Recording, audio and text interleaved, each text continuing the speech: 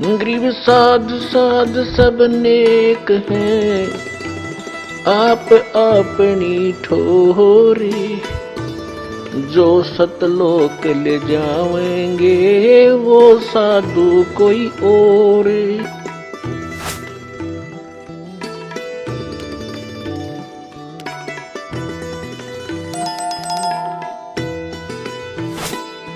परमेश्वर कबीर साहब जी महाराष्ट्र के पंढरपुर के पास एक आश्रम बनाकर सत्संग किया करते थे। सत्संग में ज्ञान की बातें बताते थे जो सभी लोगों को बहुत अच्छी लगती थी। श्रद्धालु लोग कबीर साहिब जी के ज्ञान से प्रभावित होकर नाम दीक्षा लेकर भक्ति करने लगते थे। धीरे धीरे उनको को भक्ति करने से बहुत से चमत्कार भी होते थे। कबीर साहब जी के सत्संग समागम में लोग बड़ी उमंग से आते थे।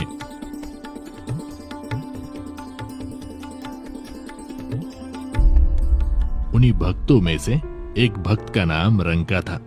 रंका भगत जी एक सच्चे सेवक थे। उनकी पत्नी बंका तथा बेटी अवंका भी भक्ति किया करती थी। उनका परिवार बहुत निर्धन था। दोनों पति पत्नी जंगल से सूखी लकड़ियां तोड़कर लाते थे और उनको शहर में बेचकर अपना घर चलाते थे। उस काम में वो बहुत ही मेहनत किया करते थे। कबीर साहिब जी के साथ में नामदेव नाम के एक भक्त रहते थे तथा वे भी कबीर जी के शिष्य बन गए थे।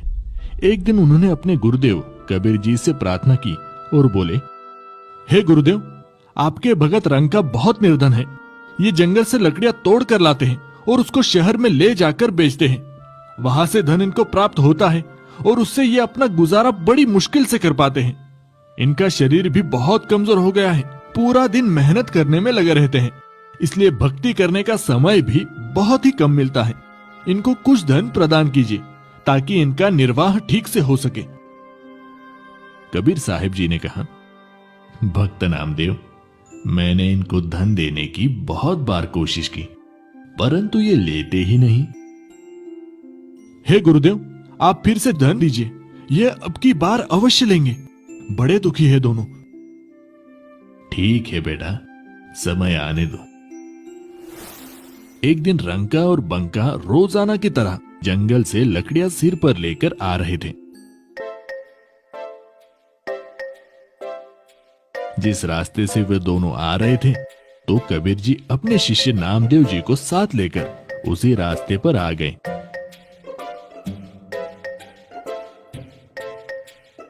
उन्होंने रास्ते के बीच में कुछ सोने चांदी के आभूषण तथा कुछ अशरफियां डाल दी और स्वयं दोनों किसी झाड़ी के पास जाकर छुप गए और उनके आने का इंतजार करने लगे। कुछ देर बाद रंका लकड़ियां सिर पर लेकर आगे आगे चल रहा था। उनकी पत्नी बंका भी पीछे पीछे लकड़ियां लेकर आ रही थी। अचानक रंका की नजर नीचे पड़ी। उसने देखा कि सोने चांदी के आभूषण तथा अशरफियां पड़ी हुई है। अरे, इस घने जंगल में ये किसका धन गिर गया है? यहाँ तो कोई भी आसपास दिखाई नहीं दे रहा है। ये धन जिसका भी होगा, ऐसे हम प्रयोग भी नहीं कर सकते। लेकिन मेरी पत्नी मेरे पीछे पीछे आ रही है। कहीं उसकी नजर इन पर पड़ गई तो वो भक्ति में विचलित हो सकती है, क्योंकि स्त्री को आभूषण बहुत प्रिय होते हैं। कहीं उसके मन में लालच आ गया तो सारा काम बिगड़ जाएगा। ये विचार करके सारे धन को छुपाने के लिए उस पर पैरों से मिट्टी डालने लग गया।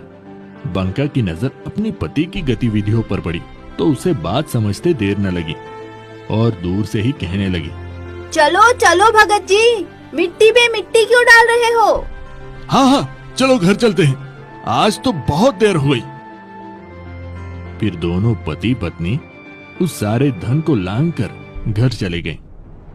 देख लो नामदेव, अब मैं क्या करूं, ये धन लेते ही नहीं। नामदेव जी को भी एहसास हो गया कि उनके लिए ये धन तो मिट्टी के समान है। वास्तव में धन तो राम नाम की भक्ति का धन होता है जो कभी भी नष्ट नहीं होता।